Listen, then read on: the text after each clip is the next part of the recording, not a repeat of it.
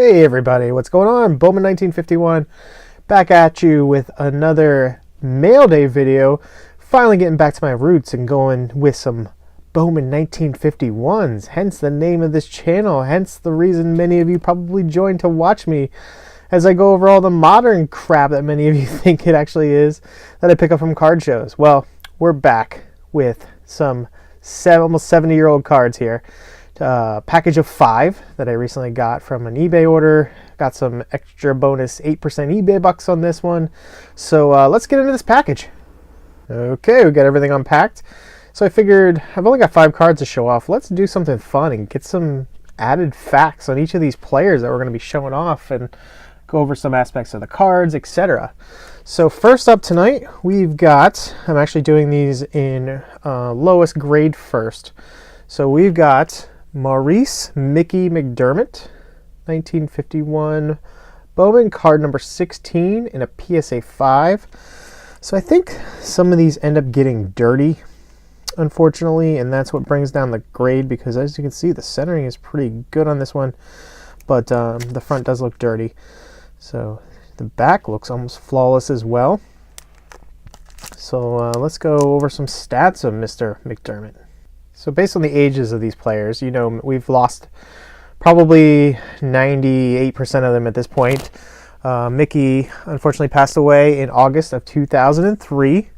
His father, though, this is an interesting fact, was replaced by Lou Gehrig. His name was also Mickey Maurice McDermott back in, well, for the Hartford Senators in the Eastern League and the minors. So he didn't end up making it very far because he had somebody by the name of Gehrig to beat out at the majors level. Another fun fact, Mr. McDermott, while we take one final look at this card, so he was striking out up to 20 batters a game in high school.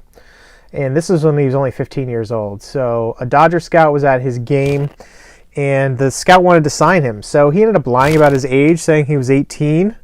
And once they found out, a little deal was done with the Boston Red Sox general manager, Joe Cronin.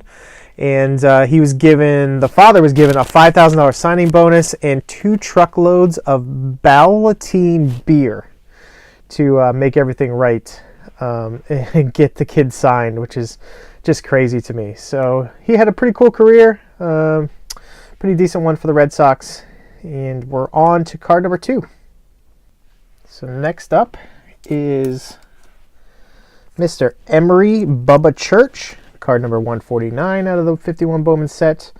And this one is an excellent to mint 6. Again, centering looks pretty spectacular on this card. Got a little stain there at the top near the team name. So we lost Bubba Church 6 days after the terrorist attacks of 2001. Some cool stats about his playing time with the Phillies. Well, he was actually a journeyman. He was with the Phillies, he was with the Reds and the Cubs, and that was it. And he was with the 1950 Whiz Kid Phillies in their fight for the pennant. That was the nickname of the team. So that was this year that's featured here. He was a very dependable reliever. Never really had any impressive stats, just 274 strikeouts in his tenure in the majors. And he did not play in the 1950 World Series. And that's Emery Bubba Church. Next up, we have Floyd Wilson Baker, card number 87. This is also an excellent to mint 6. And this one is sideways, so we're going to turn it around. Now, many of you probably recognize kind of like the backdrop of this card with the blue sky and the white clouds. This is the very famous background that's also in the 1951 Bowman Mickey Mantle rookie card. So we're going to take a look. I'm going to throw in a picture of that now so you can compare it when we come back.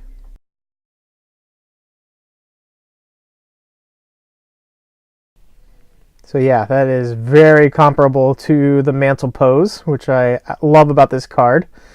Little off center, left to right. I was okay with that. I mentioned before that I really shoot for 5 to 7s in the commons. I have a few 8s And most of my stars, Hall of Famers, are in the 2 to 4 range right now. I don't know if I'll be upgrading any of those anytime soon, but that's where we stand on those. So we lost Mr. Baker in November of 2004. He was also a journeyman. He played for the White Sox, the Senators, who were in Washington at the time, the Red Sox, the Phillies, etc. While not known as a great hitter, Floyd actually led the American League in fielding with a .978 fielding percentage in 1950. So that would have been for this year of card. And he actually went on to become the Minnesota Twins third base coach in 1961. So he had a career that spanned many years, including time as a scout all the way up into the 70s. So that's, again, Floyd Baker, card number 87. Oops, I don't think I showed any of the back of this one, so I wanted to do that for anybody that's interested. All right, moving on. Card number 4 from this batch is Semin Ik, also an excellent in mint 6, card number 51 of the set. Let's go right to the back this time. Got another wax stain there at the top. Probably holds this back from being a 7 or even an 8. It looks like we actually might have one there on the bottom too. Double bummer on the wax. So we lost Mr. Semin Ik also in 2004. He was part of the Whiz Kids Phillies World Series champion team in 1950 as well. He was only 29 years old, and baseball writers called him Grandpa Whiz because he was really one of the clubhouse leaders of that team, and he wasn't even in his 30s at the time. He was a pitcher who did decently for the Phillies along with the Cincinnati Redlegs. So he only played for 2 teams in his career and had a pretty good one at that. Semin Ik, card number 51. And lastly, the highest graded card of this lot is going to be a PSA near mint 7 of Joe Patrick Coleman, Joseph. This is his birth name. Card number 120 out of the 51 Bowman set. This one probably is lacking any wax stains, but to give it the 7, and that is the case here. So he was on the Philadelphia Athletics. As you can see there, he was born in Medford, Massachusetts, which is right down the road from where I'm at right now, and also a town I've lived in for 10 years of my life. So he played really for only 10 seasons. He was in the majors from like 42 to 55, but joined the World War II efforts, I believe in the Air Force. Oh, I'm sorry, in the Navy. So he was out of professional baseball for 3 years, from 43 through 45. He had a career record of 52 and 76. So unfortunately, he wasn't the best pitcher of his era, but he helped carry his team for a few years. And many people do forget that Philadelphia had 2 professional baseball teams for much of the early 20th century. Card number 120, Joe Coleman, PSA 7.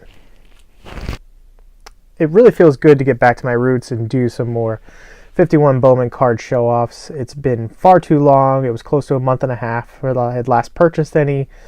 And I realized I need to stay away from the modern wax and modern shiny cards and get back to what this channel is truly about, and that is building the 51 Bowman set.